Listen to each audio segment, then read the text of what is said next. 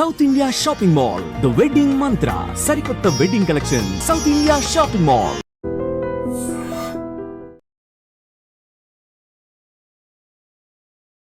నమస్కారం, welcome to I dream. ధర్మ మార్గం విత్ విజిత కార్యక్రమానికి స్వాగతం.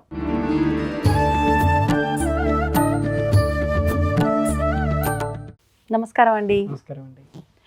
గత జన్మలు ఉంటాయి అంటారు. ఆ జన్మలో చేసుకున్న పాపాలే కర్మలుగా మారి ఈ జన్మను డిసైడ్ చేయబడుతుంది, ముందుకు నడిపించేది కూడా కర్మలే అంటారు.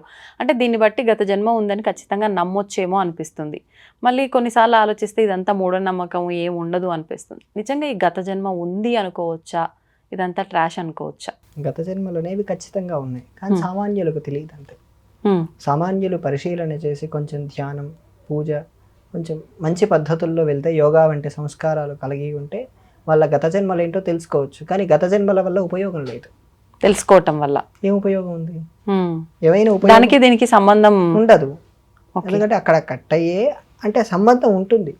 అక్కడ కలిగిన సంబంధాలు వాళ్ళు వేరే జన్మలు తీసుకుని, లేదా మీరు ఇంకొక జన్మ తీసుకుని వాళ్ళ కనెక్ట్ అవుతారు. ఇప్పుడు మీకు కలిగిన పిల్లలు కానీ, నాకు కలిగిన తల్లి కానీ, తండ్రి కానీ, వాళ్ళందరూ గత జన్మల కనెక్టివిటీతోనే మనకు కలిగారు. ఆ కనెక్టివిటీ లేకపోతే వాళ్ళు మనకు కలగరు, వాళ్ళు మనం కాంటాక్ట్ అవ్వము. ఓకే.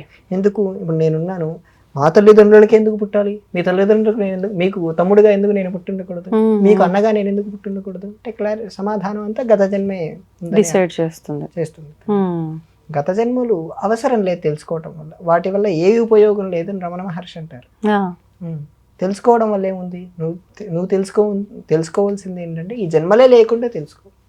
పునరపి జననం, పునరపి మరణం, పునరపి జనని జఠరే శయనం. ఈ మళ్ళీ పుట్టడం, చచ్చిపోవటం, మళ్ళీ పుట్టడం, చచ్చిపోవటం అనే సైకిల్ తీసే, ఆ సైకిల్లో నుంచి బయటపడు. ఇప్పుడు మీరు అడిగారు ఈ గత జన్మ ఒకటే, అప్పుడు ఆలోచిస్తే ఇంకో గత జన్మ ఉంటుంది. అప్పుడు ఏ జన్మని పట్టుకుంటే అసలు అలా ఎన్ని జన్మలు ఉంటాయి? మన సైకిల్ ఎంత కాలం ఉంటుందో అంత, మనం ఎంత కర్మ చేసామో అంత, మన కర్మని బట్టి ఇదంతా డిసైడ్ అవుతుంది. ఇన్ని అని చెప్పడానికి లేదు, మనమే ఇదంతా, ఈ లైఫ్ అంతా, ఈ సిస్టమ్ అంతా మీదే తల్లి. ఇప్పుడు ఇక్కడ ఏం చేస్తున్నారో అదే నెక్స్ట్ జన్మలో మీరు డిసైడ్ అవుతారు. అంటే ఉదాహరణకి ఇక్కడ బాగా పుణ్యం చేశారనుకోండి, మంచి సంపన్నమైన కుటుంబంలో పడతారు. కానీ అది కూడా మళ్ళీ కర్మే. మంచిగా అనుభవించడానికి వచ్చినా మళ్ళీ జన్మెత్తుతాం. మరి ఎప్పుడు ఇదంతా బ్యాలెన్స్ అయిపోయి ఎప్పుడు తరిగిపోతాయి, ఎప్పుడు జన్మ చేయాలి అంటే ఇప్పుడు నాకు ఇది ఏం ఆశించకుండా. ఉదాహరణకు రోడ్డు పైన ఓ పిల్లాడు కింద పడిపోయాడు. ఆ అబ్బాయికి కింద పడిపోయాక లేపి అతన్ని కూర్చోబెట్టి ఏం కావాలి నాయనా అంటే నాకు ఆహారం కావాలంటే, మీరు పుణ్యం వస్తుందని ఓ 400 ఎక్స్ట్రా అయినా డబ్బులు పెట్టి కొనిస్తున్నారు, అతడికి ఆహారం తినిపిస్తున్నారు. కానీ అతడికి సేవ చేస్తున్నారు అనే కాన్సెప్ట్ కాకుండా నాకేమీ అక్కర్లేదు, వాడు అడిగాడు నేను చేస్తున్నాను అనే కాన్సెప్ట్ లో చేస్తే చాలు. అది నిష్కామం. ఒక చిన్న క్వశ్చన్ ప్లీజ్. ఏమీ అక్కర్లేదు అనుకోవడంలో కూడా ఒక చిన్న స్వార్థం, ఒక చిన్న ఆశ ఉందిగా ఇక్కడ కూడా. అంటే మళ్ళీ జన్మ వద్దు నాకు, కాబట్టి నేనేం ఆశించకుండా ఇక్కడ నేను వీడికి సేవ చెయ్యాలి, ఇది కూడా ఒక రకంగా ఆశే కదా. దీనికి కూడా సమాధానం చెప్తాను. నేను అక్కడ మీ ఆ థాట్ పెట్టుకోకూడదు తల్లి. ఇక్కడ ఏంటంటే ఇప్పుడు నేను మీకు ఇంటర్వ్యూ ఇస్తున్నాను, ఎందుకు ఇస్తున్నానంటే నాకు అవసరం లేదు, మీకు అవసరం లేదు, కేవలం ఉపయోగం అని. ఇక్కడ కూడా మన స్వార్థం ఉంది, ఉపయోగం అని. ఆ ఉపయోగం కూడా లేకుండా ఏ కంటెంట్ అయినా మాట్లాడుకోవచ్చు అన్న ఉద్దేశంలో వస్తున్నాం. అలా ఏమాత్రం చేసే వాళ్ళ దృష్టిలో కొంచెం కూడా నాకు ముక్తి కావాలని, లేదా నేను పుణ్యం కోసం చేస్తున్నానని, వీడికి మంచి జరుగుతుందనే కాన్సెప్ట్ ఏం పెట్టుకోకూడదు. అడిగాడు చెయ్యాలి అంతే. అదొక్కటి, ఆ దృష్టి ఒక్కటి ఉంటే చాలు. చేసే ప్రతి పనిలో, పూజలో కూడా కేవలం మీరు రోజు అర్చన చేస్తున్నారు లేదా దీపారాధన చేస్తున్నారు, ఇవెందుకు? దీపారాధన చేసిన తర్వాత మీరు ఏమీ కోరికలు కోరుకోకుండా నాకు ఈ దేహాన్ని ఇచ్చావు, నా వెనుక ఇంత కర్మ ఉంది, నమస్కారం చేస్తున్నాను అని చెప్పి వెళ్ళిపోవటం అంతే. మీరేం అడగనవసరం లేదు. ప్రతిదీ భగవంతుడికి తెలుసు అనే భావన ఉంటే చాలు. ఏ సంకల్పము లేకుండా చేసేదాన్ని ముందు మనం, ఈ సంకల్పము, వాసనలు ఇవన్నీ ఉంటాయి తల్లి. అంటే ఉదాహరణకు ఈ జన్మలో వాసనలని ఉంటాయి, ఈ వాసనలన్నీ నశింపజేసుకుంటే మోక్షమే వస్తుంది.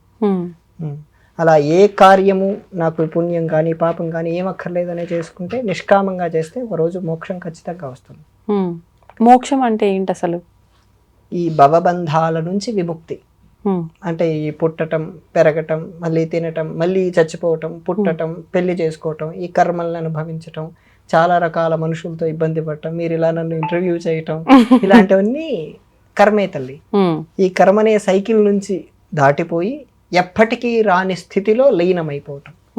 ఎప్పటికీ రాని స్థితి శివుడు.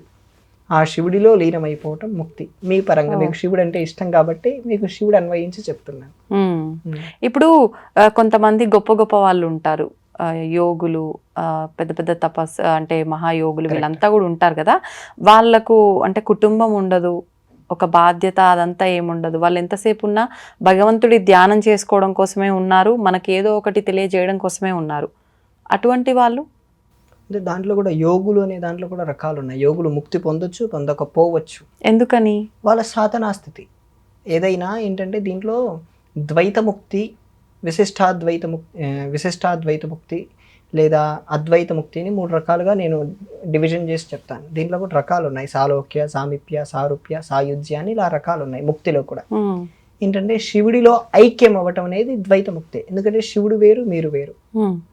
అప్పుడు మీరు నేను వేరు, నా ఆత్మని మీలో కలుపుకోవయ్యా అని మీరు సరెండర్ చేస్తున్నారు టు ద శివ. లేదు, ఈ అద్వైత ముక్తి అంటే అది చాలా గొప్పది, అది ఆత్మజ్ఞానం పొందితేనే వస్తుంది. అది ఎలా, అది చాలా గొప్ప సాధనలు చేయాలి. ఈ యోగులు, ఈ తపస్సు చేసే వాళ్ళందరూ ఆ అద్వైత ముక్తి కోసమే చేస్తూ ఉంటారు. ఓకే, అది చేయటం కోసం, దాన్ని అర్థం చేసుకోవటం కోసం చాలా ఎక్కువ తపస్సు చేయాలి. దాన్ని చేసుకునే విధానం కూడా చాలా కఠినంగా ఉంటుంది. ఎందుకంటే ఈ ప్రపంచంలో ఏ వస్తువు లేదు, ఒక్క సత్యమే ఉంది. ఆ సత్యం పేరు పరమాత్మ, ఆ సత్యం పేరు ఆత్మ. ఏ పేరు పెట్టుకున్నా ఒకటే. ఓకే, ఆ ఆత్మలో వీళ్ళు అనుభవం పొందేంత వరకు ఆ సాధన చేస్తూ ఉంటారు. మీరు వేరు, నేను వేరంటే ఒప్పుకుంటారా? ఒప్పుకుంటాం. కానీ మీ ఆత్మ నా ఆత్మ అంటే ఒప్పుకుంటారా? ఈ విశ్వంలో ఉండేది ఏదీ లేదు, కేవలం ఒకే ఒక్క ఆత్మ ఉంది. ఆ ఆత్మ పేరు పరమాత్మ అని, ఆత్మ పేరు శివుడని కూడా పెట్టుకోవచ్చు. ఆ ఆత్మకు వేదాంతంలో ఈశ్వరుడు అంటారు.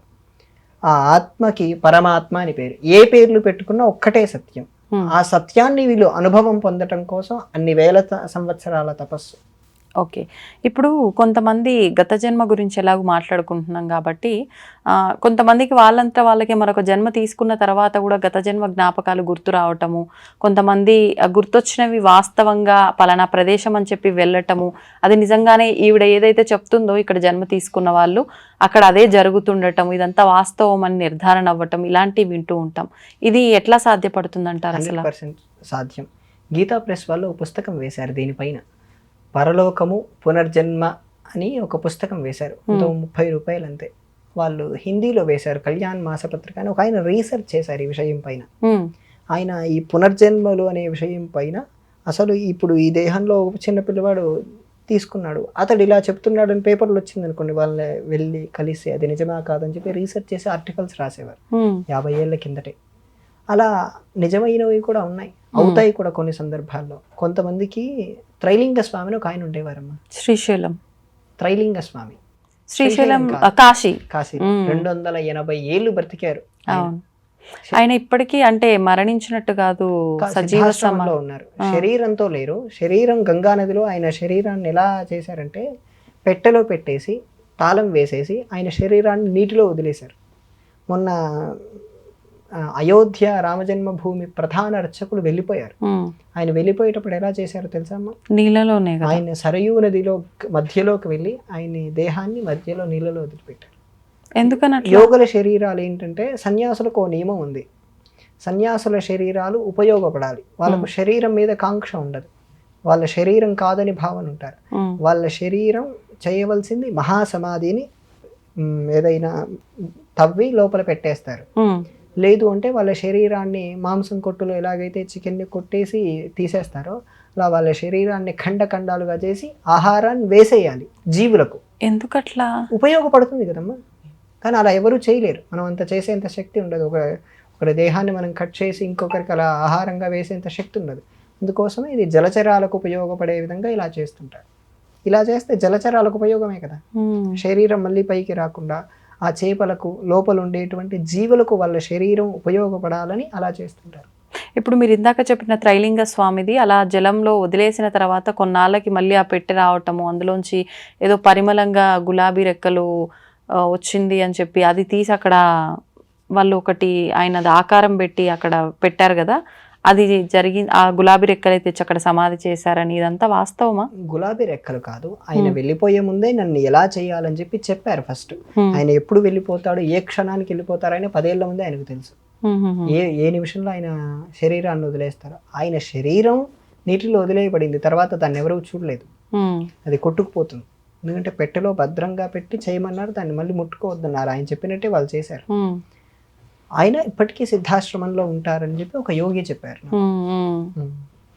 అలా ఆయన చెప్తున్నది ఏంటంటే, ఆయన దగ్గరకు ఒక ఆయన వచ్చారు, మీలాగే క్యూరియాసిటీ, పూర్వజన్మలు ఉన్నాయా, ఉంటే ఎలా ఉంటాయి, నా పూర్వజన్మ తెలియజేయండి అని అడగడం కోసం వచ్చాడు.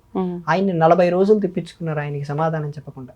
అంటే వాళ్ళ క్యూరియాసిటీ ఎంత ఉంది, వాళ్ళ పరిస్థితి ఏంటి, వాళ్ళ స్టేటస్ ఏంటి అని తెలుసుకోవడం కోసం 40 రోజులు ఆగాడు. ఆయన తిరిగాడు, ప్రతిరోజు పొద్దున వచ్చేవాడు, సాయంత్రం వచ్చేవాడు, మధ్యాహ్నం వచ్చేవాడు, అసలు ఆగకుండా వచ్చేవాడు. ఒక రోజు పిలిచి, సరే నీ పూర్వజన్మలో నువ్వు ఉండేవాడివి, నువ్వు ఇప్పుడు 2 శ్లోకాలు రాసుకున్నావు, ఆ ప్లేస్ కూడా ఆయన చెప్పాడు. ఆ 2 శ్లోకాలు కూడా ఏంటంటే, దానిలో ఒక శ్లోకం నాకు ఇప్పుడు గుర్తుంది, చెప్తాను. భగవద్గీతలో ఉంటుంది, వాసాంసి జీర్ణాని యథా విహాయ నవాని గృహ్ణాతి నరోపరాని తథా శరీరాన్ని విహాయ జీర్ణాన్యన్యాతి సంయాతి నవాని దేహి. ఈ శ్లోక అర్థం ఏంటంటే, మనం ఎలాగైతే ఈ బట్టలు ధరించామో, ఈ బట్టలు మళ్ళీ వదిలేస్తాం, కొత్త బట్టలు ధరిస్తాం, అలాగా మన ఆత్మ కూడా ఈ శరీరాన్ని ఇప్పుడు ధరిస్తుంది. మనం స్నానం చేసి బట్టలు వదిలేసి ఎలా కొత్త బట్టలు ధరిస్తామో, ఆత్మ కూడా ఇంకో దేహాన్ని ధరిస్తుంది. అప్పుడు ఆ దేహానికి ఇంకో చరిత్ర వస్తుంది, ఆ చరిత్రని మీరు తీసుకోవాలి. ఆ శ్లోకం ఆయన గోడ పైన రాసుకున్నాడు. అప్పుడు అక్కడ ఆ గోడ పైన ఉన్న దాన్ని ఈ త్రైలింగ స్వామి ఆయనకు చెప్పాడు, ఆయన నువ్వు ఇలా గోడ పైన రాసుకున్నావు ఆ శ్లోకం, ప్లీజ్ కూడా చెప్పాడు. అప్పుడు ఏ ఉద్యోగం చేసేవాడు కూడా చెప్పాడు. ఆయన వెళ్ళి చెక్ చేసుకున్నాడు, అది నిజమైంది. అలా కొంతమంది యోగులకే మన పూర్వజన్మలు ఏంటనేవి తెలుస్తాయి, కానీ పూర్వజన్మల వల్ల ఏ ఉపయోగం లేదు. మీరు దాన్ని తెలుసుకొని ఏం చేయగలరు? ఈ జన్మలో మీకు ఏమైనా ఉపయోగపడుతుందా? లేదు. ఈ జన్మలో మీ ఉద్యోగంలో మంచి ప్రమోషన్ తీసుకుని రావడానికి ఉపయోగం ఏమన్నా? సంబంధమే లేదు కదా దానికి దీనికి ఉపయోగపడుతుంది అనుకోవడానికి. దీన్ని రమణ మహర్షి, కానీ ఉంటుంది కదా తెలుసుకోవాలి అని చెప్పి కొంతమందికి, అదే మూర్ఖత్వం అంటారు రమణ మహర్షి. తెలుసుకోవటం వల్ల ఏ ప్రయోజనం లేదు. మీరు తెలుసుకోవాల్సింది, చేయవలసిన కార్యం ఈ జన్మలనే భవబంధాల నుంచి విముక్తి. ఆ విముక్తి తెలుసుకుంటే ఇవన్నీ ఆటోమేటిక్గా తెలిసిపోతాయి. ఇవి చిన్న విషయం నాయన అని రమణ మహర్షి మనల్ని మృదువుగా హెచ్చరిస్తారు. ఓకే, అంటే మొత్తానికి గత జన్మలు ఉన్నాయి కానీ తెలుసుకోవాల్సిన అవసరం లేదు. తెలుసుకున్నా కూడా అది మనకు ఒక రకంగా ఎఫెక్టే అవుతుంది కానీ మనకి ఏం యూజ్ అవ్వదు. ఉదాహరణ చెప్తాను తల్లి. మనకు బాగా తెలిసిన మిత్రుడే లేదా మన భర్తే అనుకుందాం, మన అమ్మాయి అనుకుందాం, పూర్వజన్మలో వాళ్ళు మనల్ని కత్తితో పొడుచుంటారు. ఈ జన్మలో వాళ్ళు ఎలా చూస్తారు మీరు వాళ్ళని? అది తెలుసుకున్నాక శత్రువులా భావిస్తాం. కానీ ఈ జన్మ కాదని తెలుసు అయినా కూడా అది మనిషి లక్షణం, సహజ లక్షణం కదా. ఆ లక్షణం ఉంది కాబట్టి వద్దు అని అందరూ మొత్తుకునేదండి. ఇప్పుడు అతను కత్తితో పొడిచాడు, అతడు ఏదో మీతో అప్పుడు మిమ్మల్ని బాగా మోసం చేసి ఉండొచ్చు, ఆ జన్మలో మోసం చేసి మిమ్మల్ని చంపేసి ఉండొచ్చు. ఇప్పుడు మళ్ళీ ఇద్దరు పుట్టారు, స్నేహితులు అయ్యారు, లేదా భార్యాభర్తలు అయ్యారు, కూతురు కొడుకు అయ్యారు, ఏదో అయ్యారు. అయినప్పుడు మరి ఈ జన్మలో అలాంటి ఫీలింగ్స్ పెట్టుకొని ఉండగలరా? అంతే ప్రేమ అది తెలియక ముందు ఉండరు. అటువంటి మరి ఇంత ఉన్నప్పుడు ఎందుకు కొంతమందికి అది గుర్తు చేసి మరొక జన్మ ఇచ్చి ఆ జన్మలో గుర్తుకు చేసి ఈ విధానాన్ని అంతా కూడా ఎందుకు, ఇదంతా ఒక రకంగా భగవంతుడి లీలే అనుకోవచ్చు కదా, అలా ఎందుకు చేస్తున్నారంటారు? నేను ఈ పూర్వజన్మల గురించి కొంచెం పరిశీలన చేశాను. చిన్న పిల్లల మీద నేను కొంచెం రీసెర్చ్ చేశాను. ఈ పుస్తకాలు, ఇంకా హవాయి ద్వీపం అని ఒకటి ఉంది అమెరికాలో, అక్కడ కొంతమంది ఈ విదేశస్తులు కొంతమందికి పునర్జన్మలు గుర్తొచ్చి ఉన్నాయి. వాళ్ళ మీద పరిశీలన చేసినప్పుడు నాకు అర్థమైందంటే అందరికీ గుర్తు రావట్లేదు, మీకు గుర్తు రావట్లేదు, నాకు గుర్తు రావట్లేదు. పర్టికులర్ ఎవరో అన్బార్న్ బేబీ అని అంటారు ఇది మెడికల్లో. అంటే కొంచెం నెల తక్కువ బిడ్డ అని ఓ మాట అంటారు కదా, అంటే 8 నెలలకే పుట్టేసినట్టు, అవును, లేదా కొంచెం పిండం సరిగ్గా వృద్ధి చెందకుండా పుట్టినట్టు వీళ్ళు కొంతమంది కనపడుతున్నాయి అని అర్థమైంది. ఇంకొంతమందికి పిండం సరిగ్గా ఉండి లేదా అన్ని లక్షణాలు సరిగ్గా ఉన్నా కొంతమందికి గుర్తొస్తున్నాయి. అది ఏమైనా భగవంతుడి లీలలో ఒక రకమైన భాగమేనా? ఎందుకంటే ఇప్పుడు నేను శ్లోకం చెప్పాను, ఆ శ్లోకం భగవద్గీతలో ఉంది. ఆ శ్లోకం నిరూపణ చేయాలంటే కొన్నైనా సాక్ష్యాలు ఉండాలి. ఆ సాక్ష్యాలు ఎలాగైనా రావచ్చు. వాళ్ళకి ఇవి గుర్తుండవు. దాంట్లో కూడా వాళ్ళకు కూడా ఒకరికి గుర్తున్నాయి. ఇప్పుడు చెప్పాను చూడండి, గీతా ప్రెస్ వారు పుస్తకం ప్రింట్ చేశారని, దాంట్లో ఒక ఆయన గుర్తుపట్టాడు, నువ్వు నన్ను చంపేశావు కదా ఇదిగో అని చెప్పి ఆయన్ని గుర్తుపట్టాడు. ఆ పిల్లోడు వెళ్ళి, 5 ఏళ్ళ పిల్లోడు వెళ్ళి, నువ్వు నన్ను ఇక్కడ ఫలానా సమయంలో ఫలానా డేట్ రోజు నువ్వు నన్ను చంపేశావు. సేమ్ పోలికలతో ఉంటారా? కాదు, శరీరం మారిపోతుంది. తల్లిదండ్రులు ఎలా గుర్తుపడుతున్నారు మరి? అంటే నేనున్నానండి, మళ్ళీ పుట్టాను, వెంటనే పుట్టాను అనుకోండి, మీరు వెంటనే చనిపోరు కదా, ఉంటారు కదా కొద్దేళ్ళు. అంటే అదే మీరు ఒకవేళ మళ్ళీ పుట్టినా ఇదే రూపంతో ఉంటేనే కదా నేను గుర్తుపడతాను. ఒకవేళ గుర్తుపట్టినా పలానా ఆయన ఉండేవాడు సేమ్ మీరు అలానే ఉన్నారంటాను తప్ప మీరే ఆ ప్రవీణ్ కుమార్ గారు అని చెప్పి నేను అనలేను కదా.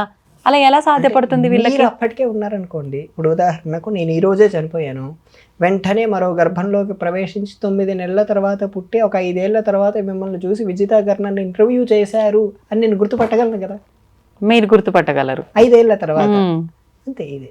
ఓకే, అలా జరిగింది తల్లి. అతడు 5 ఏళ్ల తర్వాత నన్ను నువ్వే చంపేశావు, ఈ గార్డెన్లో చంపావు అని చెప్పి ఉత్తరప్రదేశ్లో ఒక అబ్బాయి అన్నాడు. ఆ పుస్తకం చదవండి తల్లి, 30 రూపాయలే. ఇప్పటికి ప్రింట్ చేస్తున్నారో లేదో తెలియదు. చాలా బాగుంటాయి, అన్ని అద్భుతాలే రాశారు, నిజాలే రాశారు. వాళ్ళు వెతుక్కుంటూ వెళ్ళి రీసెర్చ్ చేసి వెళ్ళి రాశారు. ఓకే, గీతా ప్రెస్ వాళ్ళు. గీతా ప్రెస్ వాళ్ళు రాశారు. ఓకే, ధన్యవాదాలండి. నమస్కారం. దీన్ని తవ్వండి, తవ్వుతూనే శివలింగం. పరమాత్మకు జీవా సరే దాన్ని అట్లా కప్పేసేయండి, చూపించదండి. Krishna is there. మూర్తి పూజ కాదు, సాక్షాత్ బ్రజేంద్ర నందన భగవాన్ ఉన్నారు మూర్తిలో. ఏమీ ఆశించకుండా ఆరాధించే వాళ్ళు కూడా ఉన్నారా ప్రభుజీ? నిజమైన భక్తి అంటే మనకు తెలియదు కాబట్టి